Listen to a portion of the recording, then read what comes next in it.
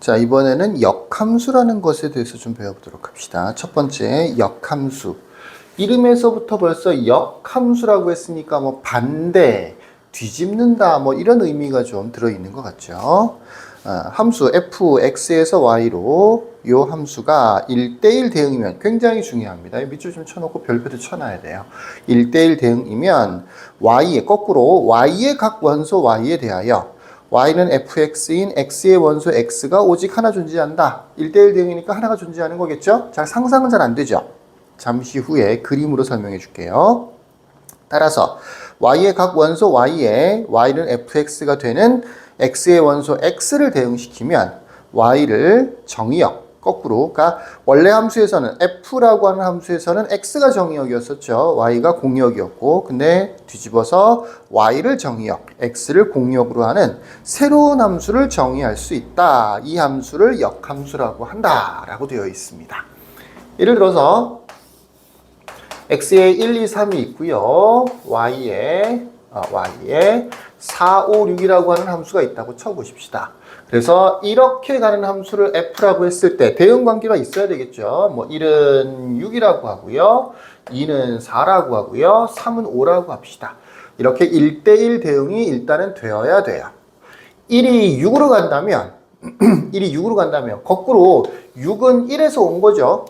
이쪽 방향의 함수를 새로 하나 만들어주는 거야. 그걸 뭐라고 하느냐면 역함수라고 하는 거야. 그러니까 6은 1로 가고 5는 3으로 가고 4는 2로 가고 2가 4로 갔으면 4는 2로 가고 이런 식으로 반대 방향으로 함수를 하나 만들어주는 거죠. 그러니까 이쪽 방향이다 보니까 얘가 원래 함수에서는 정의역, 공역이었다면 거꾸로 역함수에서는 얘가 정의역, 얘가 공역이 되는 거죠. 물론 치역도 달라지는 겁니다. 이 방향을 바꿔주는 거를 역함수라고 합니다.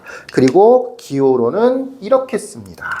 F 위에다가 1자를 하나 씁니다. 그래서 표시를 좀 해보면 F1은 6, 잘 알던 표현이죠. 근데 역함수에서는 F 역함수 6은 1 이렇게 표현이 되는 거예요. 1은 6, 6은 1. 1은 6, 6은 1. 이게 역함수입니다. 원래 함수에서 F2는 4죠. 지금 그림상으로는. 그러면 역함수에서는 F 역함수에서는 거꾸로 4가 2가 되는 거죠. 반대로 하는 거죠.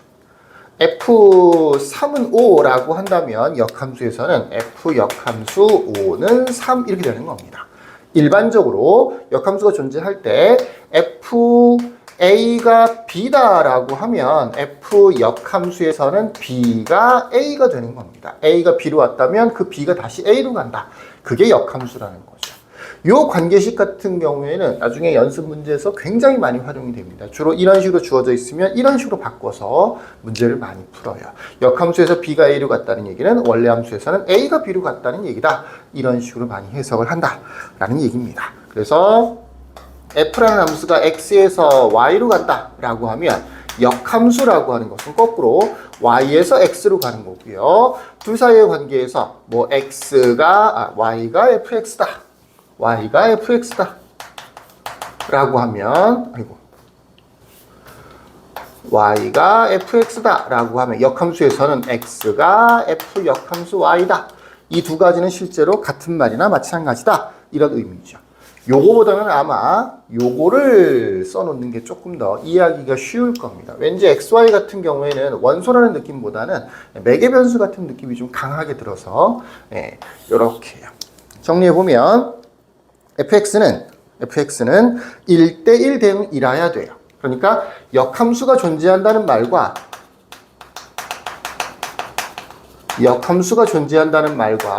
1대1 대응은 똑같은 말이에요. 1대1 대응이라야 역함수가 존재하는 거고 역함수가 존재한다는 얘기는 1대1 대응이라는 얘기야. 뭐 예를 들어서 f라는 함수가 x가 이렇게 뭐 1, 2, 3 있다고 치고요. y가 뭐 4, 5, 6 있다고 쳐보십시다. 1대1 대응이 아니에요. 예를 들어서 1이 4로 갔고요. 2도 4로 갔습니다. 3은 6으로 갔습니다. 그러면 f라는 함수가 만들어지는 데 있어서는 전혀 문제가 없죠. 1도 한 군데로 갔고요. 2도 한 군데로 갔고요. 3도 한 군데로 갔죠. 근데 역함수를 만들려고 생각을 해보면 좀 문제가 생겨요. 왜 그러냐? 4가 두 군데로 가는 거거든. 5는 아예 안 가거든요. 6은 정상적으로 한 군데로 가는 거지만 1대1 대응이 아닌 경우에는 이렇게 문제가 생겨요. 하나가 두 군데로 간다든지 아니면 이런 원소 같은 경우에는 함수값 자체가 존재하지 않는다든지, 그러니까 이런 경우에는 역함수라는 것 자체가 존재하지 않게 되는 거죠. 역함수가 존재하려면 무조건 뭐가 돼야 된다? 1대1 대응이 돼야 된다. 또 1대1 대응이라는 말과 역함수가 존재한다는 말은 실제로는 뭐 명제에서 배웠죠? 필요충분 조건, 동치 같은 말입니다. 그래서 어떤 문제가 역함수가 존재한다라고 되어 있으면 아 이게 1대1 대응이구나 라든지, 또는 1대1 대응이다라고 되어 있으면 아 이게 역함수가 존재한다는 뜻인 거구나 라고 왔다 갔다 하면서 두 가지를 동시에 알고 있어야 되는 거예요. 자, 역함수 어렵지 않죠? 어렵지 않습니다. 그죠? 네, 방향만 반대로 바꿔주는 거예요. 머릿속으로 상상을 해보세요. 1대1 대응이에요. 이쪽에서 이쪽으로 갔어요. 그럼 반대로 이쪽으로 가는 거를 역함수라고 합니다. 이쪽 방향과 이쪽 방향. 네, 정역, 공역이 뒤바뀐다 라고 생각하시면 이해하기가 좀 편하시겠죠. 자, 여기까지. 끝.